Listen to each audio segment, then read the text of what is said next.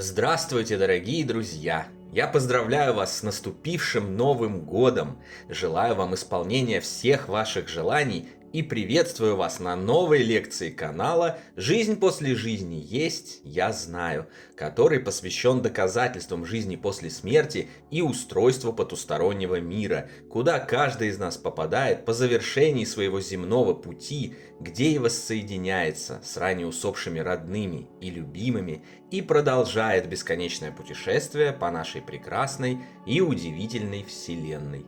Если вам нравится то, что мы делаем, вы можете поддержать работу нашего канала донатом по ссылке в описании видео. Благодаря вашей поддержке наши ресурсы остаются бесплатными для всех. Большое вам спасибо! Сегодня мы разберем такое понятие в эзотерике, как эгрегоры. Узнаем, как в них накапливается и затем оказывает разнообразное влияние та или иная позитивная или негативная энергия. И разберем мы все это на таком известном и понятном каждому примере, как нецензурная брань. Надеюсь, вы хорошо встретили праздник, как следует наелись оливье, шубы и тортиков, голова у вас не болит, или по крайней мере болит не сильно, и вы можете вернуться к учебе и получению важных знаний. И потому приступим. Эгрегоры, как сегодня их понимает и объясняет эзотерика, это некие концентраторы энергетических эманаций человека, группы людей или даже целых народов, своеобразные банки энергий и мыслей. Эти концентраторы находятся в тонком, духовном или, как его еще называют, потустороннем мире и принимают на себя ту или иную энергию тех или иных живых существ. Поскольку эманации этих живых существ и их сознаний могут быть как позитивными, так и негативными, эгрегоры вследствие таких накоплений соответственно становятся позитивно заряженными или негативно, а могут быть и смешанными, включающими в себя разнонаправленные энергии. Накопив энергию, эгрегор отдает ее тем, кто к нему обращается и кто с ним взаимодействует, намеренно или случайно.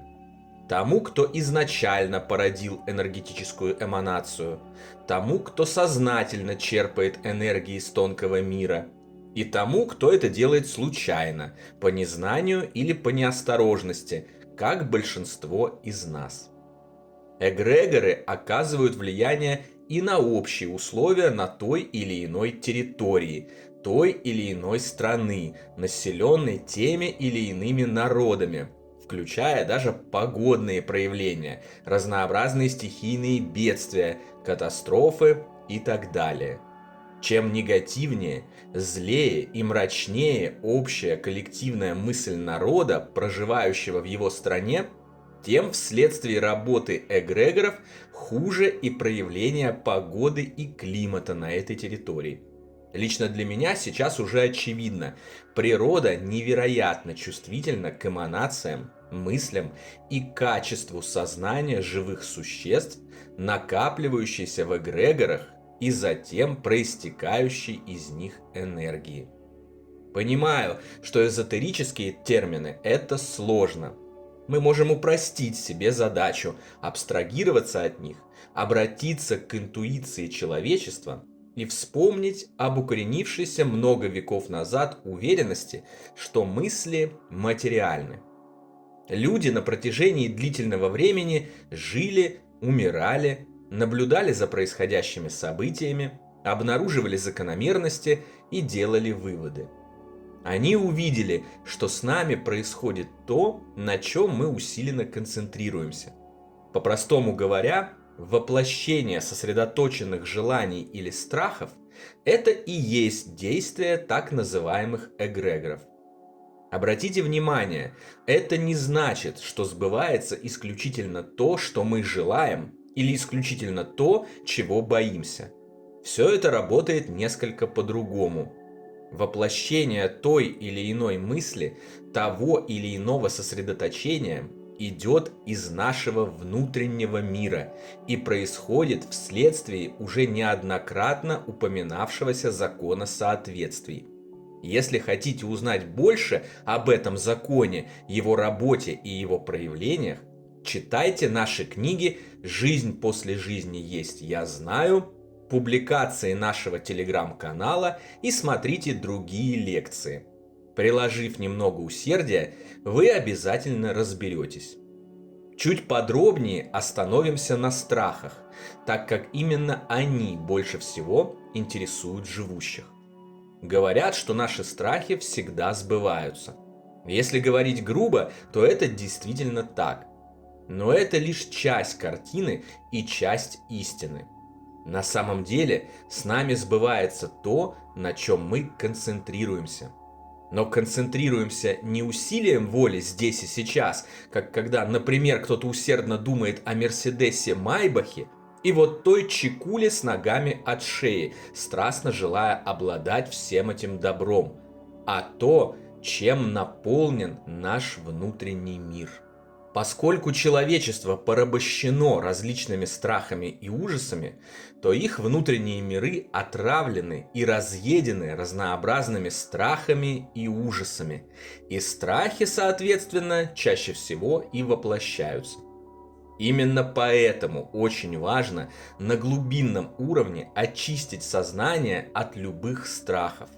Устранить негативные соответствия страхам, чтобы они не воплощались, а вместо них сбывались только положительные устремления, желания, любовь, добро, счастье, ну и, конечно, деньги, машины, квартиры и лакшери-курорты, о которых все так мечтают.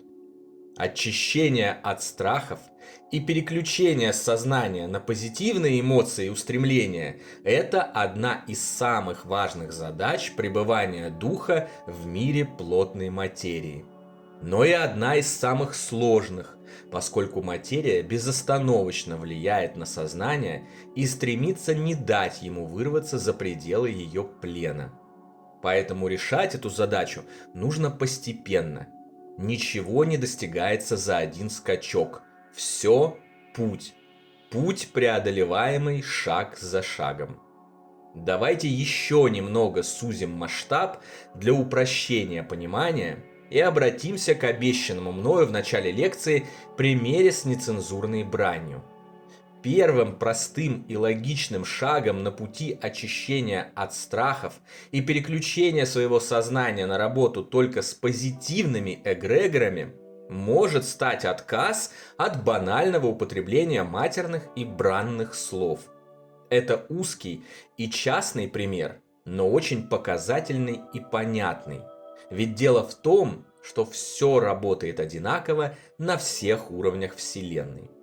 Разобравшись с влиянием матных слов на вашу жизнь, вы по аналогии разберетесь и со всем остальным. Так вот, слова, как и мысли, как и поступки, представляют собой энергию. Добрые слова – добрая энергия, злые слова – злая.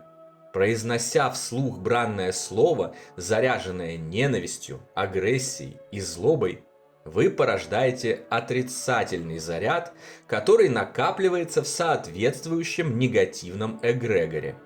Матерясь регулярно, а особенно через слово, вы обретаете прочную связь с этим эгрегором, а связь, как известно, всегда двусторонняя. Вы наполняете эгрегор, а он отдает вам такую же, а зачастую и помноженную на несколько раз энергию обратно. Как следствие, матерящийся человек, сам того не осознавая, не понимая силы слов, окружает себя облаками темной и злой энергии, мешающей ему добиваться исполнения своих желаний, счастливых и радостных событий и в целом жить нормальной жизнью. Критически важно на протяжении всей жизни контролировать не только свои поступки, но и мысли, и слова, так как все это оказывает влияние и на конкретную личность, и на окружающих, и на весь мир в целом. В свое время я 4 года провел в армии, где матом не просто ругаются, там им разговаривают. Количество обычных слов, употребляемых в речи, в армии на порядок меньше, чем матных. После увольнения из рядов вооруженных сил мне понадобилось несколько лет, чтобы очистить свой язык от этой черной пакости. Чуть позже, проанализировав это, я четко увидел, что это однозначно привело к улучшению моей жизни. Поэтому то, о чем я вам говорю, проверено на практике и подтверждено моим личным опытом. Сейчас я буквально испытываю физическую боль, когда кто-то рядом со мной матерится, осознавая бессмысленный, глупый и абсурдный вред, который этот человек своими же руками зачем-то причиняет себе и своим близким. Особенно больно мне становится, когда матерится девушка. В моей голове просто не стыкуется, как такое возможно, когда прекрасный цветок, созданный Богом для самых великих дел и свершений, без которого мироздание в принципе не может существовать, исторгает из себя эту отвратительную грязь. Иногда идешь по улице, видишь всех этих очень симпатичных девушек и женщин, испытываешь приятные эмоции от этой красоты, и вдруг она открывает рот и орет в телефон, кто, кого, как и в каких позах должен использовать, и ставит мировой рекорд в перечислении названий половых органов. А самое удивительное, это когда мамочка младенца, зажав телефон между шеей и плечом, одной рукой толкает впереди себя коляску с этим младенцем, другой курит сигарету, помещая своего ребенка в облако ядовитых испарений, а губами орет все эти непотребства. Цирк абсурда, но такое встречается почти каждый день. До чего же странные люди, с таким усердием вредить себе и своим близким, а потом удивляться, от чего же с ними происходят все эти ужасные события, мечты не сбываются, а случается только самое плохое. Ответ же очевиден, вот поэтому. Все интересуются, как наладить свою жизнь и превратить ее в сказку. Исчерпывающий ответ на этот вопрос, проверенный на практическом опыте, дают уже упомянутые лекции на нашем канале и наши книги из цикла «Жизнь после жизни есть я знаю» и «Онкология и душа». Просто смотрите, читайте, вникайте и обязательно разберетесь.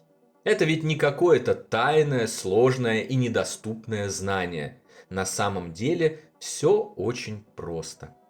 Однажды разобравшись, вы, как и я, как и многие, кто разобрался до вас, будете даже удивляться, насколько все было просто и как вы могли столько лет не понимать этого. Наладить свою жизнь и превратить ее в сказку может любой. А начать это мероприятие можно с того, чтобы отказаться от самоличного погружения себя в океан негативной энергии через употребление матных слов, заряженных негативной энергией. За отказом от такого добровольного и вредного, а главное совершенно бессмысленного и абсолютно ненужного никому погружения обязательно придут другие открытия и расширение понимания построения вокруг себя светлой, доброй и изобильной реальности. Потому что, как я уже сказал, все путь. Но абсолютно любой путь можно одолеть. На сегодня это все, дорогие друзья. Дополнительную интересную и полезную информацию за пределами лекций, ответы на ваши вопросы о жизни после смерти в целом и по этой лекции в частности, а также познавательные статьи о потустороннем мире вы найдете в нашем телеграм-канале. Ссылка на него, как всегда, в описании видео и на экране. Добро пожаловать! Встречаемся на новой лекции здесь же, на нашем YouTube-канале. А пока всего вам самого лучшего, волшебного и замечательного.